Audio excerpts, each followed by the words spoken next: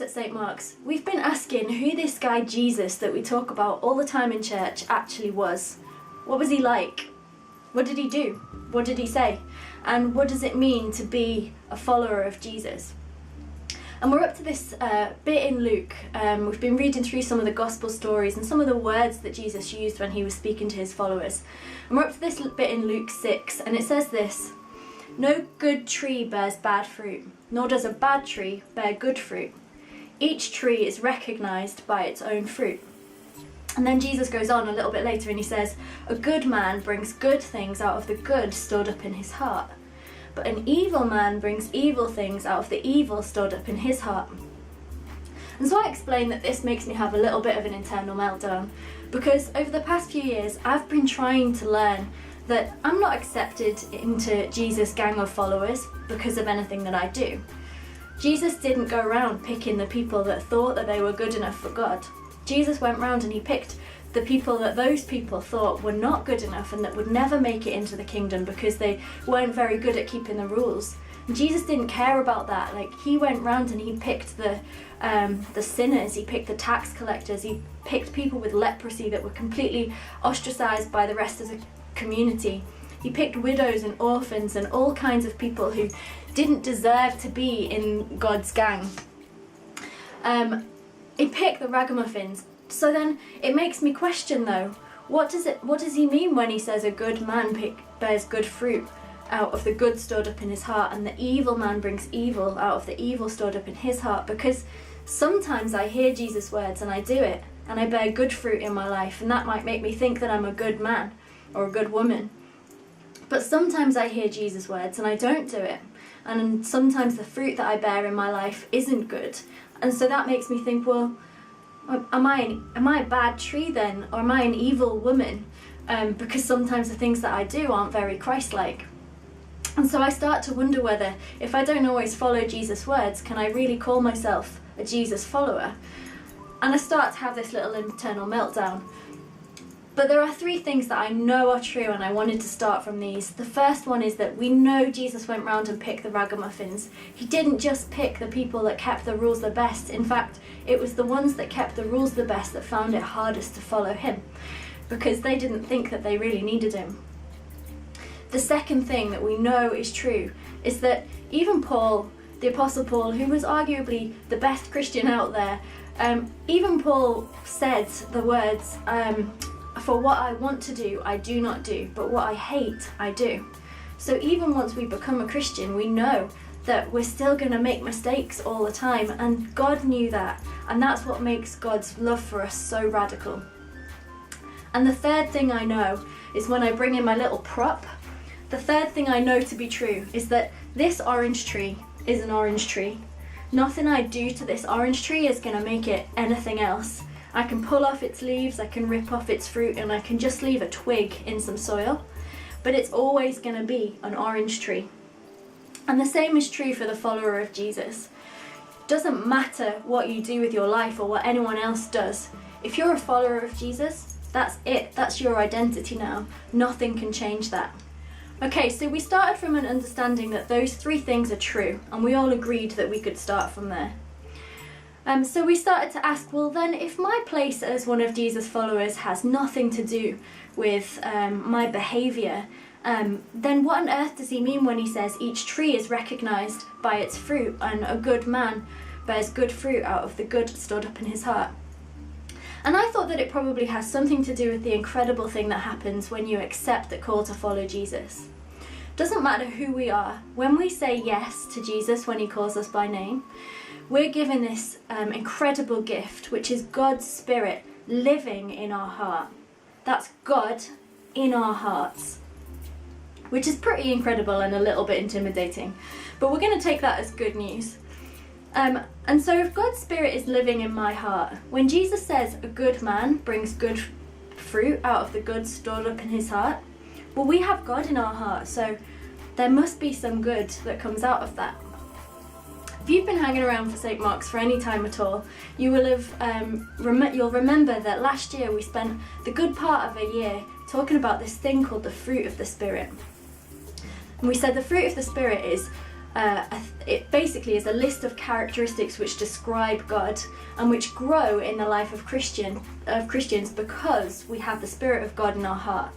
And that list was this: the fruit of the Spirit is love, joy, peace, patience, kindness, goodness, faithfulness, gentleness, self-control.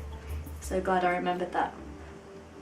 And so we talked about how over time those fruit will start to develop. And the great thing about fruit, and why I love that this list is called the fruit of the Spirit, is that fruit just grows. This orange tree isn't trying to grow oranges. You just put the tree in the right conditions and the oranges grow. And I think that the same is true for the fruit of the Spirit. We don't have to try and be patient. I'm the least patient person in the world, so if I try by my own effort to be more patient, it just isn't going to work. But fruit just grows when you put the plant in the right condition. And so if we plant ourselves in the right conditions, the fruit of the Spirit will just grow. But it sounds great, but it kind of begs the question, what are the right conditions?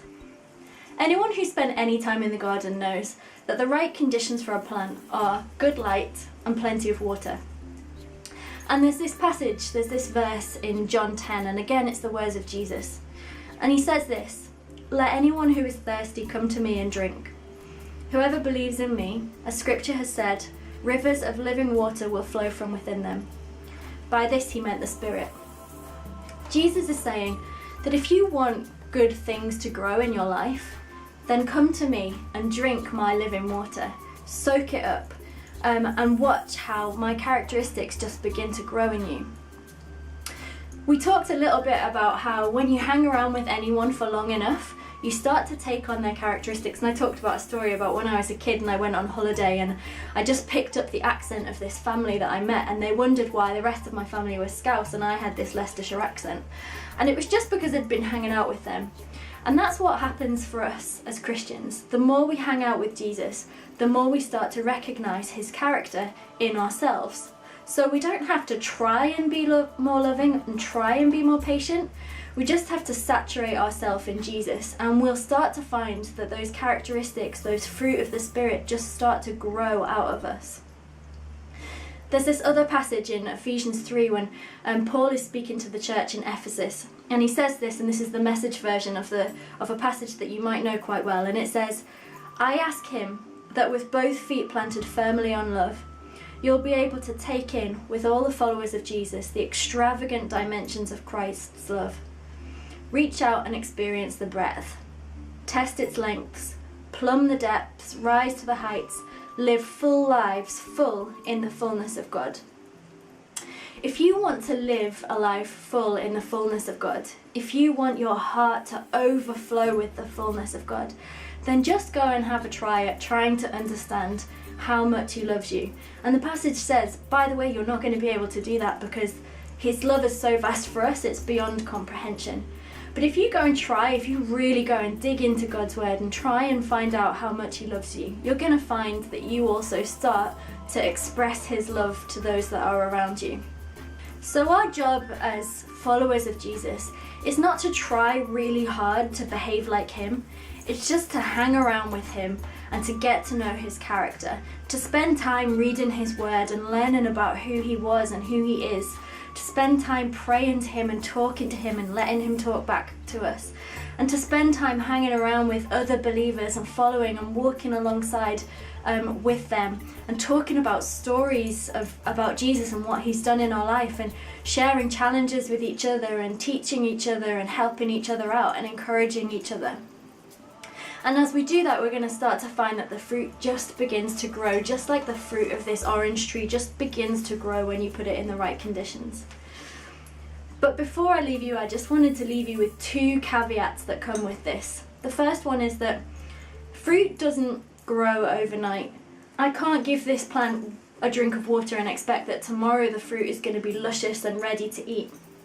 This tree is already bearing fruit, but as you can see, a lot of it isn't ripe yet.